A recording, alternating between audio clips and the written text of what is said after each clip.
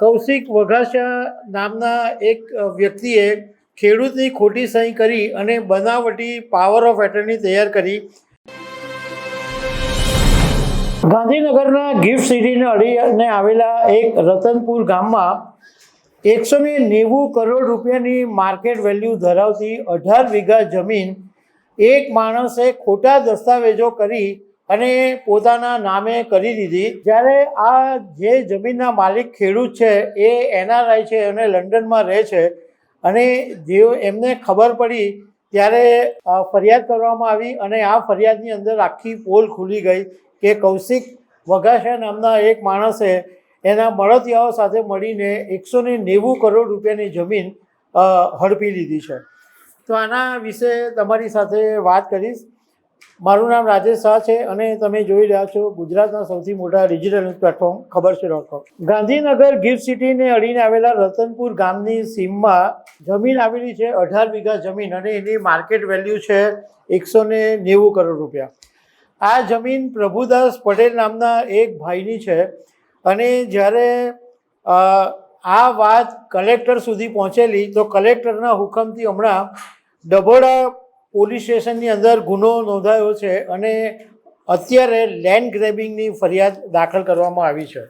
આ આખી વાત એવી છે કે પ્રભુદાસ પટેલ છે એમણે 2007ની અંદર આ જમીન વેચાણ દસ્તાવેજ કરીને ખરીદી હતી અને અત્યાર સુધી એમનું 2024 સુધી રેવન્યુ રેકોર્ડમાં એમનું નામ ચાલતું હતું, પણ 13 મે 2024ના દિવસે પ્રભુદાસભાઈને ખબર પડી કે કેટલાક અજાણ્યા શખ્સો દ્વારા ખોટી પાવર ઓફ એટર્ની બનાવી અને એમની જમીનનો વેચાણ દસ્તાવેજ તૈયાર કરી દેવામાં આવ્યો છે।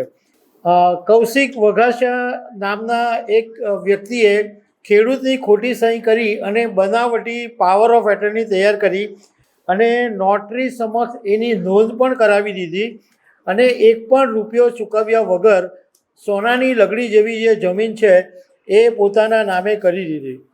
2024ની અંદર પ્રભુદાસભાઈ પટેલે અરજી કરી પણ તે વખતે ખાલી ખોટા દસ્તાવેજોનો ગુનો નોંધવામાં આવ્યો પણ લેન્ડ ગ્રેબિંગની ફરિયાદ દાખલ કરવામાં નહીં આવી, એટલે એમણે હાઈકોર્ટની અંદર ફરિયાદ કરી અને હાઈકોર્ટે ફેબ્રુઆરી 2026માં એવો ચુકાદો આપેલો કે 8 સપ્તાહની અંદર આનો ચુકાદો આનો નિકાલ આવવો જોઈએ।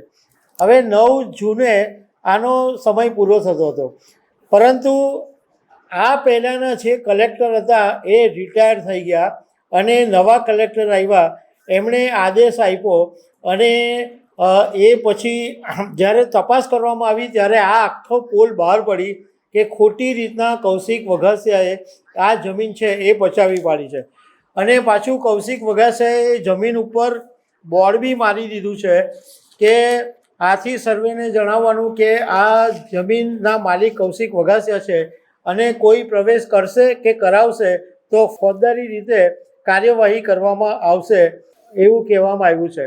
અત્યારે હજુ કૌશિક વઘાસિયાની ધરપકડ નથી થઈ પણ એની સામે ગુનો દાખલ થયો છે અને દિવ્ય ભાસ્કરના અહેવાલની અંદર એવું કહેવામાં આવ્યું છે કે હવે કલેક્ટરે લેન્ડ ગ્રેબિંગની ફરિયાદ દાખલ કરી અને ગુનો દાખલ થયો એટલે ગમે ત્યારે ધરપકડ થઈ શકે।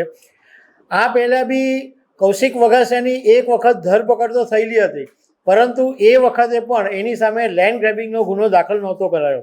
દિવ્ય ભાસ્કરના અહેવાલમાં એવું કહેવામાં આવ્યું છે કે કૌશિક વઘાસિયા તો માત્ર એક મોરું છે, પરંતુ એક મોટા ગજાના બિલ્ડર છે, એની ભૂમિકા મોટી છે અને કેટલાક સચિવ કક્ષાના અધિકારીઓ પણ આમાં સામેલ હોવાનું કહેવામાં આવ્યું છે। એટલે તપાસ આગળ વધશે તો ઘણા બધા મોટા ચહેરાના નામ બહાર આવી શકે છે।